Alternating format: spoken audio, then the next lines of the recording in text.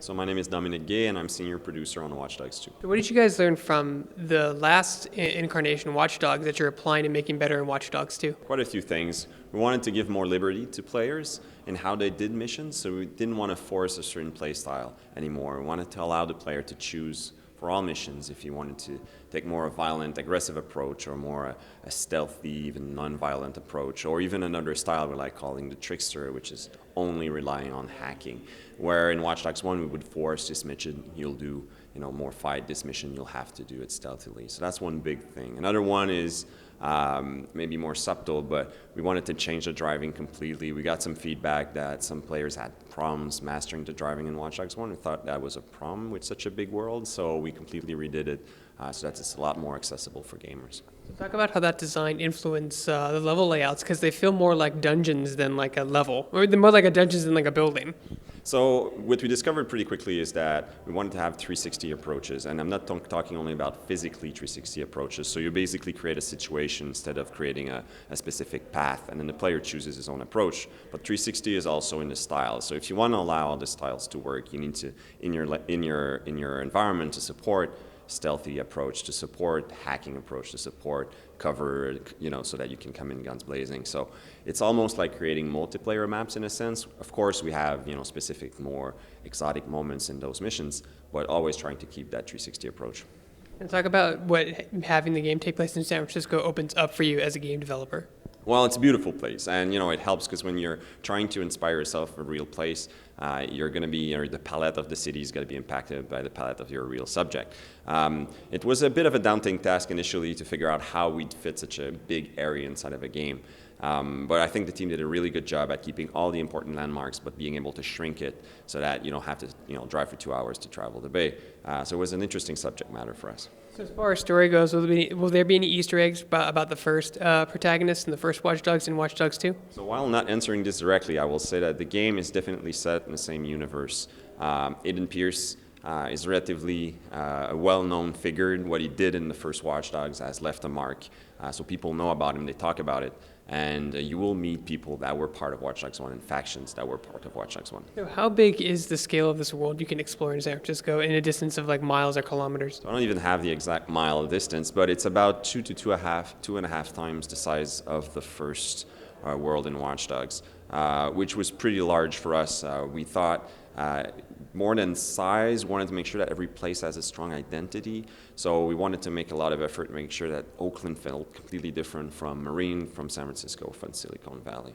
So how far north can you go exactly from San Francisco? So we kept it small for Marine. If you leave on the Golden Gate, you can go up to Cicelito, and then you can cross up to the east to Oakland. And then if you go down Silicon Valley, obviously we shrunk a lot because that's a daunting area to try to reproduce. So we shrunk it a lot. But we tried to keep the spirit, and we tried to keep all the big tech campuses and shrink them together. Now, do you have, obviously you can't use the names, but do you have the Apple building or the Pixar building in your game at all? So obviously we can't use real world companies or factions bringing in the game. And even if we could, it would be somewhat limiting because it's a lot more interesting for us to invent things. But of course we're inspired by the real world for this as in other things. So we wanted to bring that kind of spirit of Silicon Valley into the game. So it's the spirit of those companies, and it's also some of the subject matter that some of those companies approach, all tech companies obviously. Talk about the story, because the story seems to be at the very forefront of this game.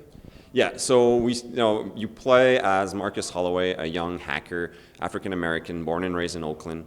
Actually, self-taught programmer, super smart kid, optimistic in life, and then when he's young, he's profiled unjustly by a system as responsible for a crime. So that, steers rebellion in him. Why is he profiled? Something he never did. So he starts digging and discovers that it's pretty much of a rigged system. It's being abused. A lot of people are kind of lazily using this to flag people as criminal unjustly, and so he wants to fight against this. And he joins a group of hackers called DedSec, and together they'll try to expose that corrupted establishment. Yeah, so we worked since the beginning of first Watch Dogs to develop some relationship with hackers and try to understand that culture better. And it's not a simple thing because it's not like there's hundreds of big books that contains all their history. So you need to talk to them. You need to understand how it works out. And so we have someone on the team who's dedicated to doing this full-time research and developing a relationship with hackers. And what we were able to do is to get a good sense of not only their history, but the personalities and the diversity within the hacker group and the hacker community. So there's this trope of always the middle 30s white man hacking in his basement, but actually it's a super diverse group of people. And actually most of our character we took from some actual real characters, some characteristic, and brought them inside the game. So talk about the multiplayer in the game because it's actually very seamless. Yeah, so that's probably the thing I'm the most passionate about inside of the game is exploring that seamlessness of blending single player and multiplayer. So now when you play in single player, you will meet other members of DedSec, so friendly hackers inside of the city. And when I say it's completely seamless, you turn a corner, someone's just driving and doing their own thing, and from their perspective, they're also in single player, so they might be just as surprised to see you. So that's cool because it creates surprise and emergence in the world, but you can also go up to people and just very naturally say, do you want to play as a team, and if the person accepts the invite, then you form a co-op team. Without any loading, you can go on and do your things, do co-op missions. Whenever you want to part ways, you just drive apart and you'll go your separate ways. So that's a very natural way of bringing co-op, we think. We're excited about that. But we also have adversarials. So either when you're alone or joined up in co-op, you can compete with other hacker groups, rival hacker groups inside of the game. Now, can you grief other players? Yeah, so that was very important for us. That it didn't become something that allowed griefing. And we know that some players who play Watch Dogs don't necessarily want to have those encounters. So the first thing we did is we allow you to configure your online settings so you can turn it completely off if you want, or you can say I only want to meet DedSec hackers and not rival hackers to say I want to turn off PvP, for example. Or you can say, this weekend I want to play alone, I want to focus on the story, and you can turn it all off if you want. So that's one part. But when you meet another DedSec hacker, there's no friendly fire. And whenever you want, you can say, just leave me alone and get them out of your game if you want, or you can just drive your separate way and you'll separate naturally. So there's a lot of ways in which we balance this out. Now, is it similar to Dark Souls when it lets you know as a player has invaded your world? Or is he going to be kind of invisible, like all of a sudden your car is going to be taking control of it and you won't know why? Yeah, so absolutely. If someone, for example, is invading your game to hack you, it's bi-directional seamless. So basically, from their perspective, that we're traveling around the city, maybe going to buy some clothes, and then they see you, they get an opportunity to hack you. From your perspective, you get hacked, you don't get a warning prior, someone hacked you, and then if you want, you can try to stop that person from hacking your data, and then you kind of naturally fall into that gameplay. So it's totally seamless both ways, and we try not to warn you in advance. However, if it's a friendly DedSec hacker, you'll get a warning that there's a friend nearby, so to help you spot them if you're looking for people to play with. Now, this game it's very dynamic. It's action combat oriented, and what you're describing is more of kind of like what you see in traditional MMOs. Well, it's a small part of it, right? We don't have the pretension of saying we're MMO, because you will never meet more than one other friendly DedSec hacker at a time, unless you're in competition, then you can have up to 5 players. But it's that little magic that we find in MMOs where you just have a natural social encounter, and a lot of the dynamism and emergence of MMO worlds is created by other players. It's not created by AIs. Oftentimes AIs are really simple in MMOs. So we have complex AI, but we're never going to catch up, or probably not in my lifetime, with the complexity of a human being. So it's really cool to just, you're doing your thing, you hear a noise, you go check it out, and it's another player with a fire truck doing whatever, ramming into another car. You're like, what? Oh, wow, okay, so that's someone else. I think this is creating little magic moments, surprises inside of the game that I'm really enjoying. You said this is just a small piece of the pie, but where do you see this technology going 5, 10, 15 years from now? Do you see it opening up a whole MMO, a dynamic MMO, essentially? Well, we are, first and foremost, trying to focus our efforts into the experience of the player and not necessarily focusing it on bringing hordes of players together. However, we feel that we've only scratched the surface of what can be done in terms of blending multiplayer with single player. And in terms of innovation, we feel that it's just like a huge area for us to explore. So the decision we took after Watch Dogs 1 was to keep only seamless multiplayer. Everything that wasn't seamless in the first game we got rid of, and we made it bi-directional seamless. So for us, it's something I hope we can continue pushing in the future.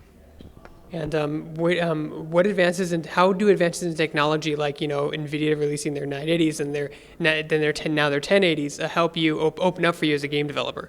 Well, I mean, for us, obviously, when you're trying to make an open world game, it requires a lot of resources. We have a lot less control on what the player can do, especially with all the hacking abilities we're giving players. So, if you have a game that's a bit more control into the experience, you can kind of maximize your hardware and be safe. But when you have a game like Watch Dogs where a player can drive 50 cars at a street corner and blow them up, and you see what happens, it can stress the resources a lot. And one of the things we also wanted to do with Watch Dogs 2 is to push the view distances. There's great vistas in San Francisco, and we wanted the players to enjoy those. So those are two areas where having more resources help us a lot. On PC, we want to make sure we have uncapped frame rate, that we allow players who have good rigs from the launch to, have, for example, SLI system working or Crossfire. And we also have all ultra packs of texture available at launch so that you can push things in 4K and enjoy even twin monitors. So we wanted to allow players to scale it up if they had the hardware for it. But we also want to make sure that if you don't have that super awesome hardware, that you also have a stable, solid experience on PC. Where do you see SLI going? Because as of right now, there's only a handful of games that utilize it, but we're starting to see it more and more, especially in AAA titles. Well, for us supporting it, it's not that hard. It's not a lot of work. And if someone has the passion to get 2 GPUs to have an SLI system, we should be supporting those people. They should let them enjoy their hobby, enjoy the tech and the quality they're going to get out of our game. And what's especially interesting for our game, the reason why I want to support it at launch is because we have such long view distances, having higher detail in the distance makes a big difference. If you have a 4K TV, for example, if you watch 4K shows, you realize that it's when you have those big vistas that you get the most out of that high resolution. So that's why I wanted to support it at launch. And it's not that much work if you put your mind on it early on. And when does Watch Dogs 2 come out? What platforms will it be on? So it will be out on Xbox One, PS4, and PC. Actually, PS4, Xbox One will be out on November 15th, and PC will be out 2 weeks later on November 29th.